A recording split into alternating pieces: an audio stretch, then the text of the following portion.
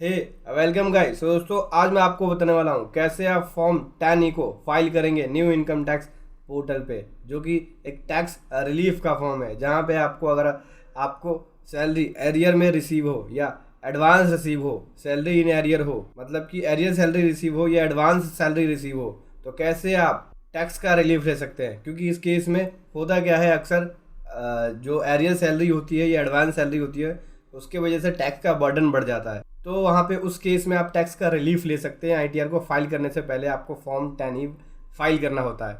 तो चलिए आज मैं आपको बताऊंगा कैसे आप न्यू इनकम टैक्स पोर्टल पे फॉर्म 10E को फाइल कर सकते हैं। तो दोस्तों इसको समझने के लिए बने रहे मेरे साथ वीडियो के एंड तक। दोस्तों ये मैं आ गया इनकम टैक्स पोर्टल पे और कर लिया है मैंने login. New income tax portal पे आपको आना है incometax.gov.in, इस वेबसाइट पे आएंगे और कर लेंगे लॉगिन। लॉगिन करने के बाद आपको यहाँ ई फाइलिंग का ऑप्शन मिलता है। ई फाइल के ऑप्शन पे देख सकते हैं यहाँ पे इनकम टैक्स फॉर्म है। फाइल इनकम टैक्स फॉर्म पे क्लिक करेंगे। फाइल इनकम टैक्स के फॉर्म पे क्लिक करने के बाद यहाँ पे स्क्रॉल करेंगे, नीचे आपको फॉर्म 10E दिखेगा। दिखाता हूँ कहाँ दिखेगा।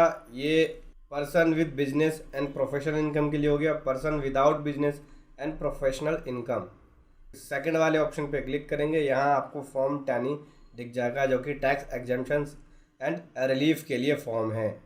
फाइल नाउ वाले बटन पे क्लिक करेंगे। फाइल नाउ वाले बटन पे क्लिक करने के बाद यहाँ पे सबमिशन मोड ऑनलाइन होगा, ऑनलाइन ही सबमिट होता है ये फॉर्म। यहाँ पे आपको सेक्शन 89 के अंदर टैक्स का रिलीफ मिल जाता है। ये फॉर्म आईटीआर को फाइल करने से पहले आपको फाइल करना होता है, ठीक है। तो यहाँ से आपको असेसमेंट ईयर सेलेक्ट करना होगा, जैसे कि असेसमेंट ईयर 21-22 की अभी आईटीआर को फाइल करेंगे, तो इसीलिए हम असेसमेंट ईयर 21-22 के अंदर रिलीफ ले रहे हैं। तो कंटिन्यू पे क्लिक कर दिया। कंटिन्यू पे क्लिक करने के बाद यहाँ पे लेट्स गेट स्टार्टेड पे क्लिक करेंगे, ठीक है। तो ध्यान रखना आईटीआर को फाइल करने से पहले आपको ये फॉर्म भरना होगा, जहाँ पे आप रिलीफ क्लेम कर सकते हैं सेक्शन 89 के अंदर। देखो तो पहला ऑप्शन है एरियर सैलरी रिसीव। अगर आपने एरियर सैलरी रिसीव है तो ये वाले ऑप्शन करेंगे, और अगर आपने एडवांस में सैलरी रिसीव करी है तो इस पर क्लिक करेंगे। कोई ग्रेजुटी रिसीव करी है इसमें क्लिक करेंगे। कंपनसेशन इस पर क्लिक करेंगे। पेंशन कम्यूटेशन है तो इस पर क्लिक करेंगे, उसके हिसाब से आप रिलीफ ले सकते हैं।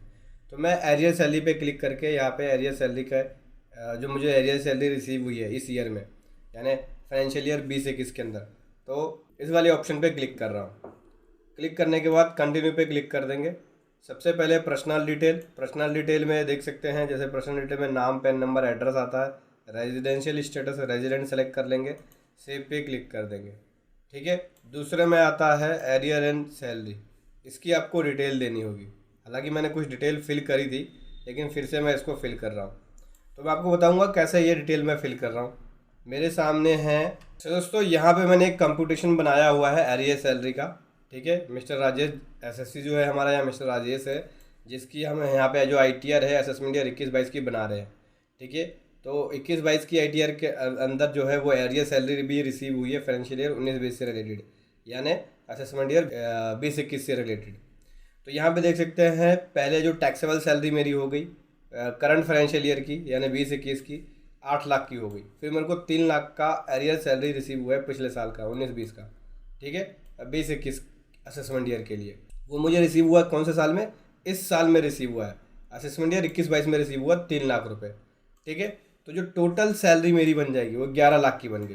अब इसके ऊपर जो टैक्स बन गया वो 1,48,200, ठीक है। इसके ऊपर हेल्थ एंड एजुकेशन सेस 75,400, और फिर इसके बाद अगर हम यहाँ पे 1,48,200 का लेस कर दें तो 72,800 का मेरा एक्स्ट्रा टैक्स बन गया, वो एरियर की वजह से बना है। तो यहाँ पे मैं आपको दिखाता हूँ ये। अब दोस्तों आपको पर्सनल डिटेल तो आपने दे दिया, अब आपको सेकंड वाली डिटेल देनी होती है कि जो एरियर्स है सैलरी में या फैमिली पेंशन स्कीम में वो क्या है। आपको यहाँ पे अनेक्सर 1 जो है वो भरना पड़ेगा। इस पर क्लिक करेंगे।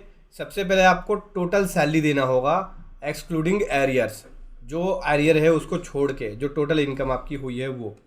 तो एरियर मेरे पास तो 3 लाख का है, लेकिन जो टोटल इनकम टैक्सेबल सैलरी वो 8 लाख की है, यानी जो करंट की सैलरी इनकम हो गई वो 8 लाख की हो गई, ठीक है। तो यहाँ पे 8 लाख रुपए दे दिया मैंने।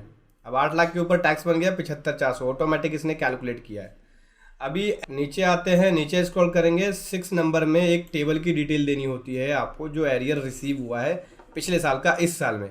तो ऐड डिटेल पे क्लिक करते हैं। ऐड डिटेल पे क्लिक करने के बाद कौन से ईयर से रिलेटेड एरियर्स है, जैसे कि फाइनेंशियल ईयर 19-20 का है ये, यानी प्रीवियस ईयर 19-20 का है, और उस ईयर में मेरे पास जो इनकम थी वो 2 लाख की थी, ठीक है। और एरियर मुझे कितने का रिसीव हुआ, 3 लाख का एरियर रिसीव हो गया, 3 लाख का एरियर रिसीव हो गया।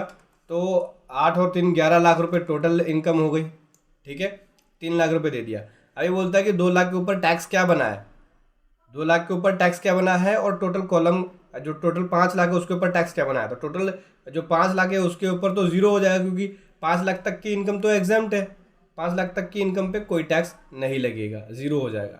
अब 2 लाख के ऊपर बोलता है कि टैक्स कितना है, आपको यहाँ पे फिगर लिखनी होगी। अगर आप नहीं लिखेंगे तो ये आगे लेगा नहीं, आप जीरो लेंगे तो लिखेंगे तो नहीं लेगा, टैक्स आपको लिखना पड़ेगा यहाँ पे। तो हालांकि मैं यहाँ पे अगर 5% भी कैलकुलेट करता हूँ 2 लाख के ऊपर तो 10,000 के बन जाता है टैक्स, 10,000 लिख दिया यहाँ पे।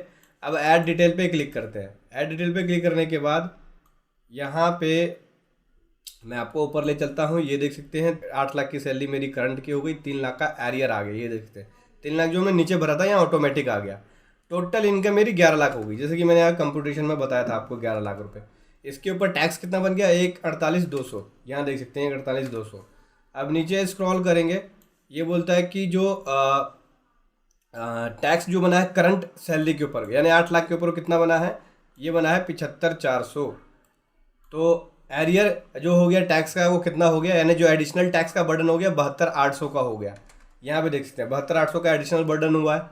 अब आपको जो रिलीफ मिलेगा वो कितना मिल जाएगा, नीचे स्क्रॉल करेंगे 72,800 का रिलीफ मिल जाएगा, पूरा का पूरा रिलीफ मिल जाएगा जो एरियर में सैलरी रिसीव हुई है उसके वजह से, ठीक है। 72,800 का पूरा रिलीफ मिल गया।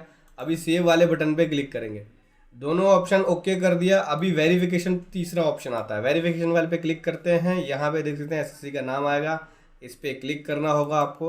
इस पर क्लिक करने के बाद सेव वाले बटन पे क्लिक करेंगे। सेव वाले बटन पे क्लिक करने के बाद आपकी डिक्लेरेशन हो जाएगी, यहाँ पे सबमिट वेरिफिकेशन हो जाएगा, ठीक है। अभी आपको प्रीव्यू दिख जाएगा, यहाँ पे प्रीव्यू वाले बटन पे क्लिक करेंगे। प्रीव्यू देख सकते हैं इस तरह से, ये फॉर्म 10 का प्रीव्यू दिख गया। प्रोसीड टू वेरीफाई पे जाएंगे, नीचे जाएंगे दोस्तों प्रोसीड टू ई वेरीफाई पे, ठीक है। ई वेरीफाई पे जाने के लिए बोलता है कि आप ई वेरीफाई करना चाहते हैं, यस। ई वेरीफाई पे जाएंगे। ई वेरीफाई पे जाने के बाद आपको यहाँ पे वेरीफाई के ऑप्शंस मिलते हैं कि कैसे आपको वेरीफाई करना है, आधार ओटीपी का यूज़ करके या डीएससी का यूज़ करके।